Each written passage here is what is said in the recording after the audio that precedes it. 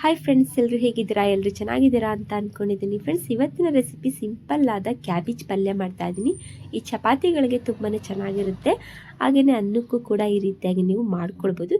ಹೇಗೆ ಮಾಡೋದು ಅಂತ ನೋಡ್ಕೊಂಡು ಬರೋಣ ಬನ್ನಿ. ನೋಡಿ ಫ್ರೆಂಡ್ಸ್, ನಾನೀಗ ಚಿಕ್ಕದೊಂದು ಕ್ಯಾಬೇಜ್ನ ಈ ರೀತಿಯಾಗಿ ಉದ್ದಕ್ಕೆ ನಾನು ಕಟ್ ಮಾಡಿ ಇಟ್ಕೊಂಡಿದ್ದೀನಿ. ತುಂಬಾ ಸಿಂಪಲ್ಲಾಗಿ ಮಾಡ್ಕೊಳ್ಬೋದು ನಾವು. ಹಾಗೆಯೇ ನಾನು ಇದಕ್ಕೆ ಒಂದು ಸ್ವಲ್ಪ ಕರಿಬೇವಿನ ಸೊಪ್ಪನ್ನು ತೊಗೊಂಡಿದ್ದೀನಿ. ಹಾಗೆಯೇ ಹಸಿಮೆಣಸಿನಕಾಯಿನ 2 ತಪ್ಪು ಕಟ್ ಮಾಡಿ ಇಟ್ಕೊಂಡಿದ್ದೀನಿ. ಒಂದು ಈರುಳ್ಳಿನ ಈ ರೀತಿಯಾಗಿ ಕಟ್ ಮಾಡಿ ಇಟ್ಕೊಂಡಿದ್ದೀನಿ. ಇದು ಹೇಗೆ ಮಾಡೋದು ಅಂತ ನೋಡ್ಕೊಂಡು ಬನ್ನಿ. ತುಂಬಾ ಸಿಂಪಲ್ಲಾಗಿ ನಾವು ಮಾಡ್ಬೋದು. ಇವಾಗ ಫ್ರೆಂಡ್ಸ್, ಈಗ ನಾನು ಗ್ಯಾಸ್ ಮೇಲೆ ಒಂದು ಪ್ಯಾನ್ ಬಿಸಿ ಮಾಡೋಕ್ಕೆ ಇಟ್ಕೊಂಡಿದ್ದೀನಿ. ಇವಾಗ ನಾನು ಕ್ಯಾಬೇಜ್ನೆಲ್ಲ ಕಟ್ ಮಾಡಿ ಇಟ್ಕೊಂಡಿದ್ದೆ ನೋಡಿ, ಅದನ್ನು ನಾನು ಸೇರಿಸ್ಕೊಳ್ತಾ ಇದ್ದೀನಿ ಪ್ಯಾನ್ ಒಳಗೆ. ಇದಕ್ಕೆ ನಾನು ಸ್ವಲ್ಪ ಎಣ್ಣೆ ಸೇರಿಸ್ಕೊಂಡು ಹಸಿ ವಾಸನೆ ಹೋಗೋ ತನಕ ಈ ರೀತಿಯಾಗಿ ನಾನು ಸ್ವಲ್ಪ ಉಟ್ಕೊಳ್ತೀನಿ. ಅಂದರೆ ಹಸಿ ವಾಸನೆ ಹೋಗೋ ತನಕ ಫ್ರೈ ಮಾಡ್ಕೊಳ್ತೀನಿ.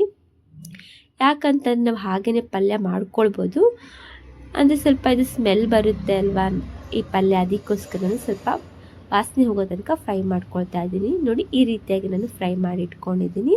ಈಗ ನಾನು ನೆಕ್ಸ್ಟ್ ಇದನ್ನು ಒಂದು ಪ್ಲೇಟಿಗೆ ಸೇರಿಸಿಟ್ಕೊಂಡಿದ್ದು ನೋಡಿ, ಹುರಿದಿದ್ದಾಗಿದೆ.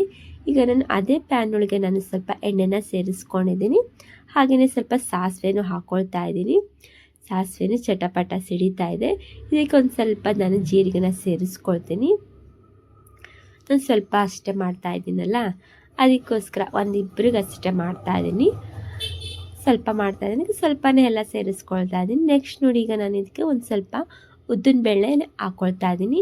ನೆಕ್ಸ್ಟ್ ಇದಕ್ಕೆ ನಾನು ಹಾಗೆಯೇ ಕಡಲೆಬೇಳೆನೂ ಸೇರಿಸ್ಕೊಳ್ತೀನಿ. ನೋಡಿ, ಇದೆಲ್ಲ ಸೇರಿಸಿದ ನಂತರ ಹಾಗೆಯೇ ಒಂದ್ಸಲಿ ನಾನು ಫ್ರೈ ಮಾಡ್ಕೊಳ್ತೇನೆ ಎಣ್ಣೆ ಒಳಗೇ.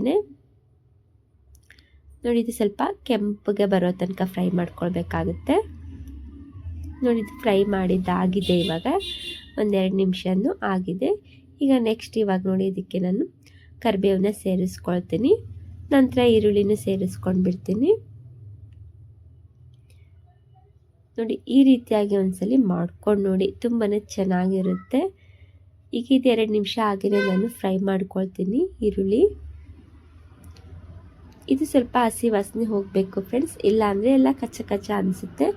ನೋಡಿ, ಈ ಸಮಯಕ್ಕೆ ನಾನು ಒಂದು ಸ್ವಲ್ಪ ಇದಕ್ಕೆ ಶುಂಠಿ ಬೆಳ್ಳುಳ್ಳಿನ ಪೇಸ್ಟ್ನ ಸೇರಿಸ್ಕೊಳ್ತೀನಿ.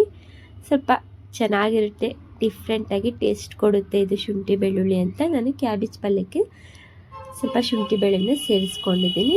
ಅದು ಸ್ವಲ್ಪ ಹಾಕಿದ ನಂತರ ಈಗ ನಾವು ಆವಾಗಲೇ ಕ್ಯಾಬೇಜ್ನ ನಾವು ಫ್ರೈ ಮಾಡಿ ಇಟ್ಕೊಂಡಿದ್ವಿ ನೋಡಿ, ಹುರ್ಕೊಂಡಿದ್ವಲ್ಲ, ಅದನ್ನು ಇವಾಗ ಹಾಕ್ಕೊಳ್ಬೇಕಾಗತ್ತೆ.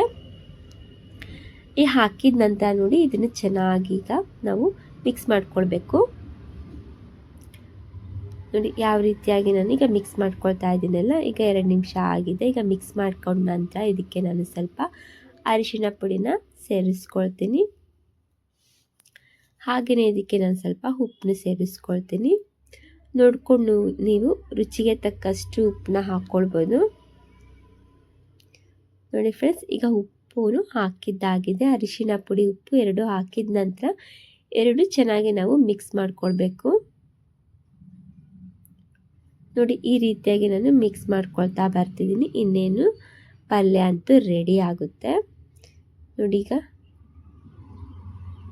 ಹಾಗೆಯೇ ನಾನು 2 ನಿಮಿಷ ಬಿಟ್ಟಿದ್ದೆ ನೋಡಿ, ಪಲ್ಯ ಎಲ್ಲ ಆಗಿದೆ. ಈಗ ಕ್ಯಾಬೇಜ್ ಪಲ್ಯ ನೋಡ್ಬೋದು ನೀವು ಯಾವ ರೀತಿಯಾಗಿ ಬಂದಿದೆ ಅಂತ. ನೋಡಿ, ಈ ರೀತಿಯಾಗಿ ಕ್ಯಾಬೇಜ್ ಪಲ್ಯ ನಾವು ಚಪಾತಿಗೆ, ಅನ್ನಕ್ಕೆಲ್ಲ ಮಾಡ್ಕೊಳ್ಬೋದು. ಸೈಡಾಗಿ ಅನ್ನಕ್ಕೆ ತಿನ್ಬೋದು. ನಾನಿವತ್ತು ಚಪಾತಿ ಮಾಡಿದ್ದೆ ಫ್ರೆಂಡ್ಸ್. ಚಪಾತಿಗೆ ನಾನೀಗ ಸರ್ವ್ ಮಾಡ್ಕೊಳ್ತಾ ಇದ್ದೀನಿ ಕ್ಯಾಬೇಜ್ ಪಲ್ಯನ. ನೋಡಿದ್ರಲ್ಲ, ಎಷ್ಟು ಬೇಗ ಸಿಂಪಲ್ಲಾಗಿ ನಾವು ಮಾಡ್ಕೊಳ್ಬೋದಲ್ವಾ. ಕೇವಲ 5 ನಿಮಿಷದಲ್ಲೆಲ್ಲ ಕ್ಯಾಬೇಜ್ ಪಲ್ಯ ರೆಡಿ ಆಗುತ್ತೆ. ನೋಡಿ, ತುಂಬಾ ಸಿಂಪಲ್ಲಾಗಿ ಯಾವ ರೀತಿಯಾಗಿ ಇವತ್ತು ಕ್ಯಾಬೇಜ್ ಪಲ್ಯ ಮಾಡಿದ್ದೀನಿ ಅಂತ. ನಿಮಗೆ ಈ ವಿಡಿಯೋ ಫ್ರೆಂಡ್ಸ್, ಈ ವಿಡಿಯೋ ನಿಮಗೆ ಇಷ್ಟ ಆಗಿದರೆ ಗೊತ್ತಿದೆಯಲ್ಲ, ಈ ವಿಡಿಯೋಗೆ ಒಂದು ಲೈಕ್ ಮಾಡಿ, ಹಾಗೆ ಒಂದು ಕಮೆಂಟ್ ಮಾಡಿ, ಹಾಗೆಯೇ ಶೇರ್ ಮಾಡಿ ವಿಡಿಯೋ ಎಲ್ಲ. ನೋಡಿದ್ರಲ್ಲ ಫ್ರೆಂಡ್ಸ್, ಇವತ್ತಿನ ವಿಡಿಯೋದಲ್ಲಿ ಹೇಗೆ ತುಂಬ ಸಿಂಪಲ್ಲಾಗಿ ನಾವು ಚಪಾತಿಗೆ ಕ್ಯಾಬೇಜ್ ಪಲ್ಯ ಮಾಡ್ಬೋದು ಅಂತ ನೋಡ್ಕೊಂಡು ಬಂದ್ವಲ್ಲ. ಇವತ್ತಿನ ವಿಡಿಯೋ ನಿಮ್ಗೆ ಇಷ್ಟ ಆಗಿದರೆ ಲೈಕ್ ಮಾಡಿ, ಕಮೆಂಟ್ ಮಾಡಿ, ಶೇರ್ ಮಾಡಿ. Thank you for the watching. Okay, bye bye.